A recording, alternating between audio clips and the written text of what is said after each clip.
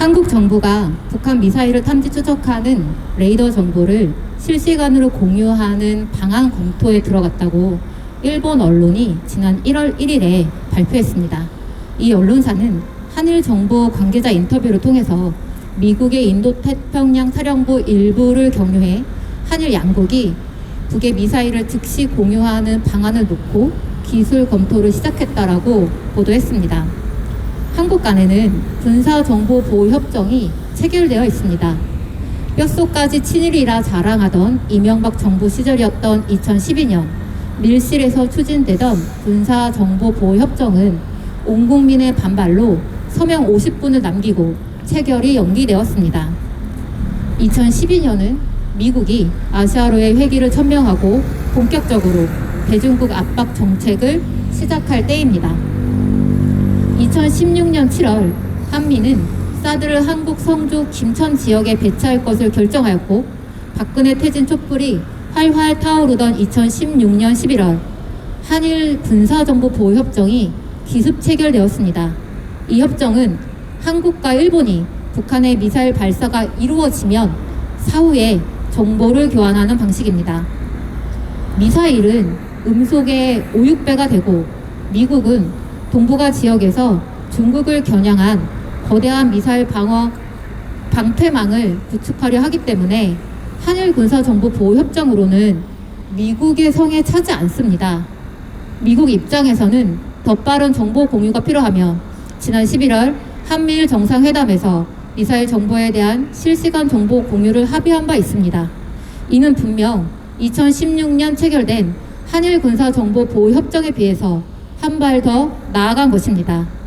동아시아 집단안보, 즉 미사일 방어 블록에 들어가겠다라는 신호이며, 앞으로는 미사일 방어에 대한 통합 교리와 교전 수칙, 그 다음에 공동 작전이 곧 논의될 것이라 예상됩니다. 성주에 배치된 사드는 이미 업그레이드가 완료된 상태이며 미국의 미사일 방어망에 편입되어 있습니다. 한미일이 실시간으로 공유하겠다라는 미사일 정보는 북한이 일본, 미국을 향해 쏘는 미사일 정보뿐만 아니라 중국에서 날아오는 미사일에 대한 정보도 공유할 수 있습니다. 또한 일본과 한국의 미사일 기지에서 북한과 중국을 향해 날아가는 미사일 정보에 대해서도 공유할 수 있게 됨을 의미합니다. 지난 8월 한미일은 공동으로 미사일 탐지 및 추격, 격추하는 훈련을 벌였고 2023년에도 한미일과 훈련은 더욱 강화될 것이라 예상됩니다.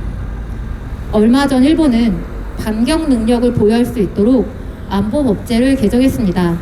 적기지 공격 능력을 가지겠다는 것으로 발사 징후만 있어도 선제 공격이 가능하도록 관련 법들을 개정하고 장거리 미사일을 중국과 가까운 일본 섬에 착착 배치하고 있습니다. 북한 미사일 발사에 대해 일본이 반격 능력이라며 북한을 공격하게 되는 일이 만에 한해 발생하면 우리는 의도하지 않아도 한미일 간 군사협력에 의해 일본에 공조하는 일이 발생할 수도 있습니다. 미국은 동아시아 일대에서 중국에 대한 압박으로 중국을 주저앉히고 패권을 유지하려는 분명한 목표가 있고, 일본은 과거 아시아 태평양 전쟁 때처럼 대륙 진출을 꾀하는 분명한 목표가 있습니다. 윤석열 대통령에게 묻습니다. 한국이 한미일 군사협력을 강화하고 동맹으로 나아가는 것이 우리에게 무슨 이익이 있고 어떤 목적이 있는 것입니까? 일본이 집단적 자위권을 들어 미군이 한반도에서 공격받을 시 한국 정부의 동의 없이도 한반도에 진출 가능하다고 말한 것에 대해 그래도 일본의 입장을 충분히 이해하겠다라고 말하겠습니까? 일본의 군국주의를 지향하며 아시아 대륙 진출을 꾀할 때 제일 먼저 조선을 식민지화했던 것을 잊었습니까? 한미일이 군사동맹으로 가면 북한이 핵을 포기하겠다라고 합니까? 북한은 이에 대해 더 많은 핵무기를 만들고 실전 배치하겠다라고 했습니다. 미국은 일본이 과거사 문제에 대해 사죄와 반성, 배상을 마땅히 해야 한다라는 한국인의 생각을 이해하지 않습니다.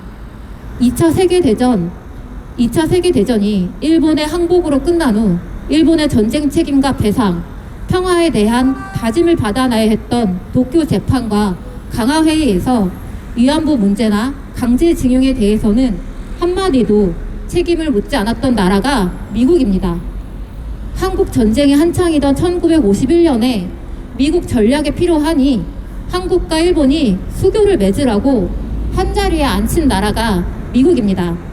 그런 미국에게 지금 중국에 대한 압박에 절실해서 유럽에서 나토를 만든 것처럼 여기 아시아에서 집단 안보 체계를 만들려고 합니다. 왜 우리가 거기에 따라야 합니까? 한반도 평화, 세계 평화를 위해서도 절대로 안 되는 일이지만 전쟁 범죄에 대해 한 번도 사과하지 않고 다시 군국주의를 부활시키려는 일본과 일본 전쟁 범죄의 가장 큰 피해국인 한국이 손을 잡는다라는 것은 절대 용인할 수 없습니다. 윤석열 정부는 민족적 자존심도 평화를 위한 의지도 사람이라면 마땅히 있는 자주성도 없다는 것을 계속해서 보여주고 있습니다. 그런 정권은 필요 없습니다. 한반도 평화를 지키고 민족의 자존을 지켜내는데 시민 여러분들도 힘을 모아주시기 바랍니다. 감사합니다.